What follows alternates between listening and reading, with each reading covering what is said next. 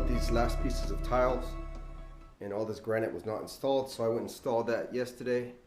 It's all dry now. These are ready to come off. Just give them a tap and they come out. Okay, and I just started to put on my bullnose yesterday as well. I started doing that, and that's how it looks. These corners are real hard to get perfect, but in the end, I'll go and caulk these little cracks here so you won't see them as bad. I'll caulk up in here all the way around, but it came out pretty good. Inside corners.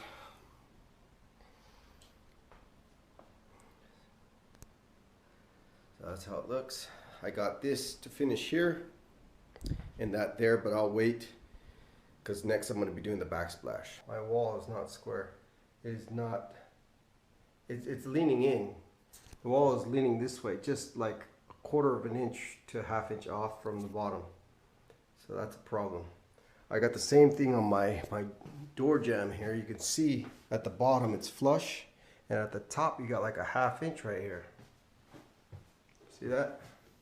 So it's this whole wall that was, you know, not framed right. That wasn't me, it was already done like that. But all right, after thinking what to do, this is what I'm gonna do.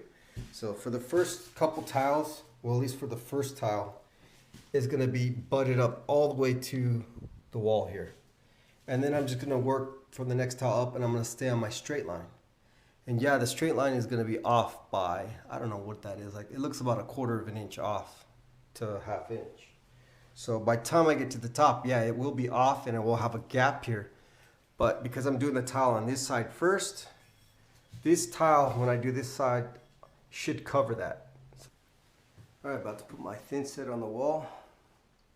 I got my laser out, and that's just to make sure that my tiles are nice and straight going across.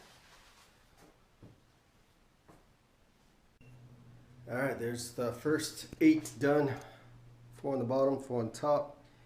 And yeah, this is going good.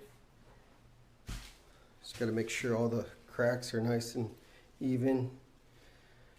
Cuts are good. It's level. Hardest part is getting it level. Make sure nothing's crooked there. All right, got 3rd row up.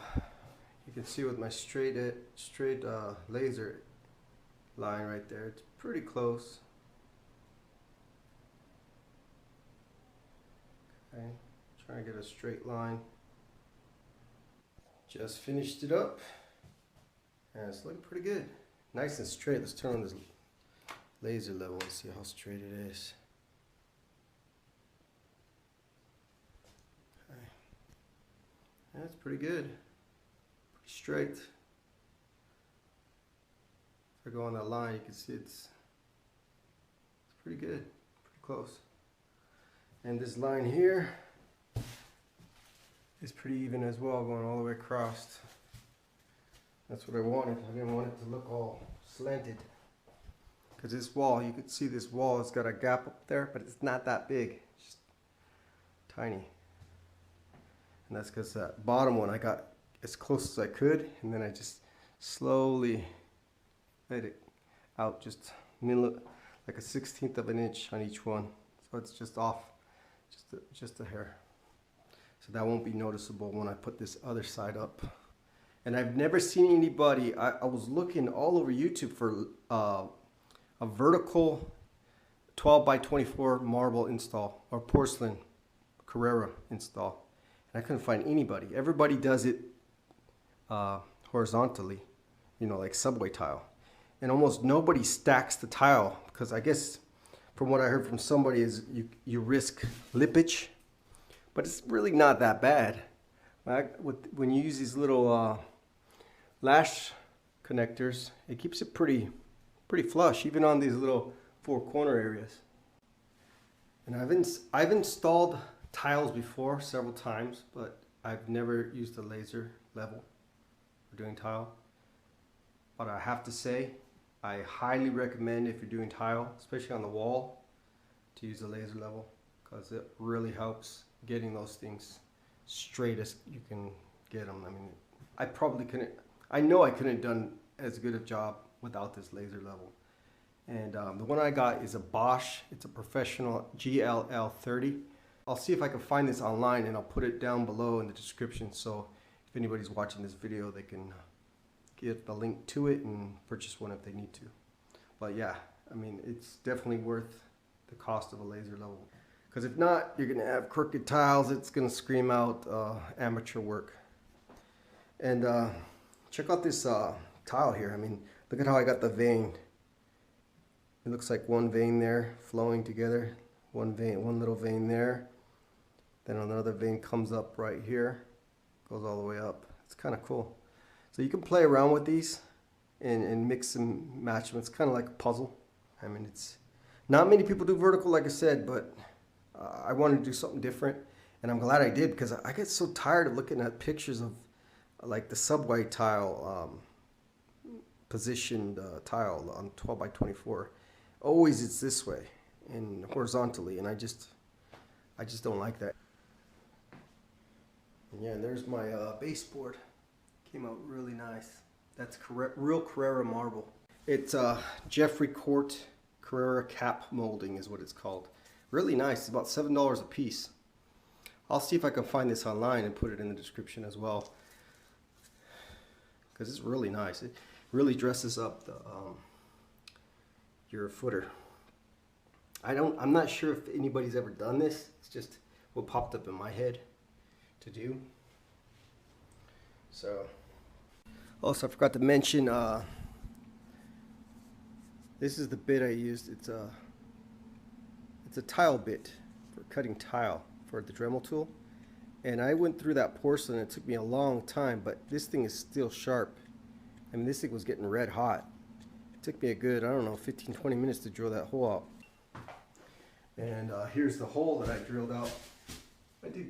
I scratched the porcelain a couple times. I should have taped around it, but it's so high up you won't really notice the little tiny scratch that I put in it. Alright, so yesterday I finished up this side of the shower wall, and I'm all done with it. So I'm pretty happy with the way it came out. It came out real nice. And before I grout the floor, since this is natural stone marble, it's very porous, I'm going to seal it first with 511 impregnator sealer is what it's called. What I'm using, this stuff right here. Okay. Alright, so all those little clips are off. It's ready for grout now. The floor and the walls. Alright, about to grout, and this is the grout that I'm using. It's Quick Tile by Dale Tile Grout. It's a single component flexible grout. Alright, my review on this Quick Tile by Dale Tile Grout review is terrible, man. This stuff dried instantly. And you can see the haze is just dried up on there. You have to literally scrape it off. You know, a little rag won't take it off unless you like really scrub at it. And even that barely took it off. Alright, so this grout sucks big time. It gets so hard. It's just, these little green pads work though to get off the haze. I mean, this stuff dries immediately, so I can't see anybody working a big floor with this type of grout. No way.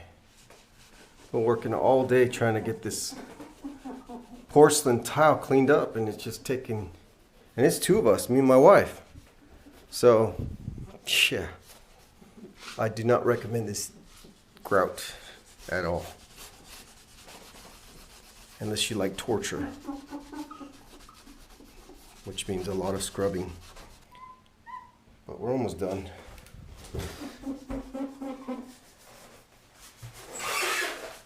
I don't know, it just doesn't look that good either, the grout. It's very grainy.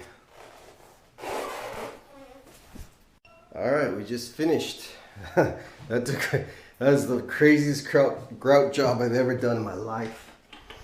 I will never be using this again. Quick Tile by Dale Tile Grout. Single component flexible grout. I do not recommend it. Constant color, I don't give a damn. No sealing required, I don't give a damn.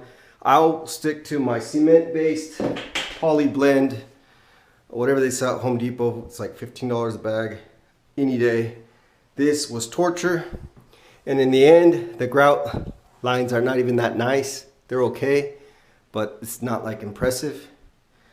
And it took us hours to clean off the porcelain tile from all that haze. And the haze was bad. It was thick. It was dry. It was like glue. This stuff is like silicone. So, yeah. And this is water-based. Well, yeah, I don't know. I don't think I'm definitely not doing the floor with that. That's the shower. Grouted up for you with the most horrible grout imaginable.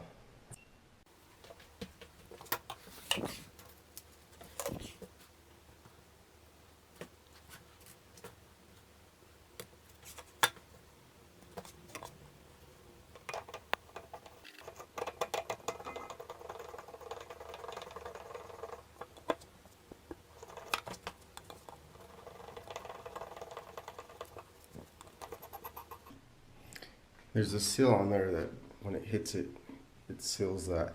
And there's a seal on the inside of this plate, so if any water gets in here, you can kind of see the seal there. Alright, that's the shower and the valve installed. And they sell those on Amazon.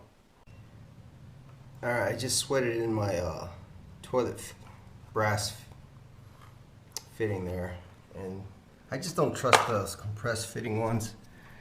So, and what I did is I put a wet towel around this plastic piece here because this will melt, and that kept it from melting the little plastic piece. All right, there I have the floor grouted.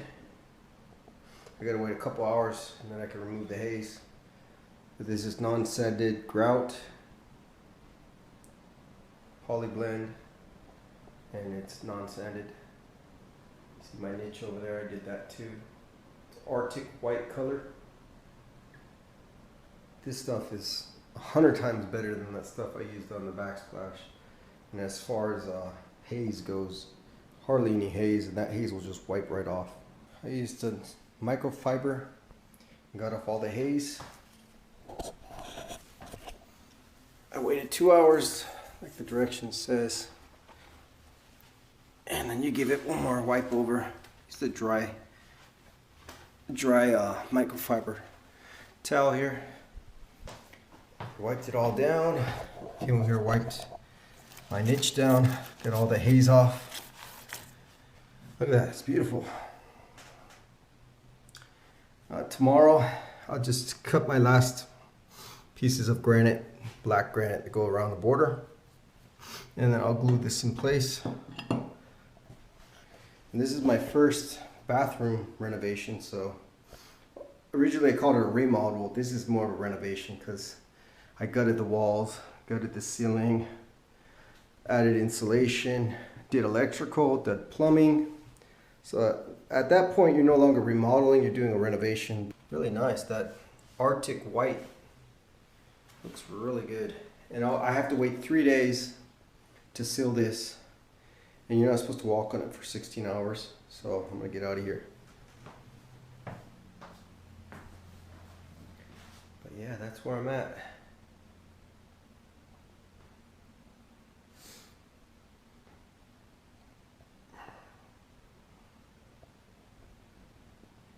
All that hard work's paying off. This is a wax-free toilet seal by Corky. And it comes with a couple of these foam seals. And since mine is lowered, it's lowered from the tile, I have to use all the seals. So I have to, if your flange is lower than 3/8, then you have to get 2 of these flanges and stack them on top of each other. But I don't have to do that because I'm within 3/8 of an inch.